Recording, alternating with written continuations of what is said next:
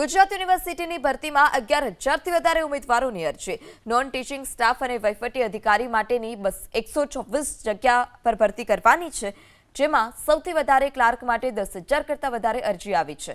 યુનિવર્સિટીના કાયમી chief accountant ઓફિસરની 1 જગ્યા માટે 9 અરજી, લાઇબ્રેરિયન માટે 15, આસિસ્ટન્ટ રજિસ્ટ્રાર માટે 29, યુનિવર્સિટી ઇજનેર માટે 7, એકાઉન્ટન્ટ ઓફિસર માટે 1 જગ્યા માટે 69 જેટલી અરજી આવી છે. આ સાથે ફિઝિકલ એજ્યુકેશનના ડાયરેક્ટરની 1 જગ્યા માટે 12 અરજી યુનિવર્સિટીને મળી. અરજી મળ્યા બાદ હવે આગળની કાર્યવાહી હાથ ધરવામાં આવશે. ગુજરાત યુનિવર્સિટીની ભરતીમાં 11,000થી વધારે ઉમેદવારોની અરજી. નોન ટીચિંગ સ્ટાફ અને વહીવટી અધિકારી માટેની 124 જગ્યા પર ભરતી કરવાની છે, જેમાં સૌથી વધારે ક્લાર્ક માટે 10,000 કરતાં વધારે અરજી આવી છે.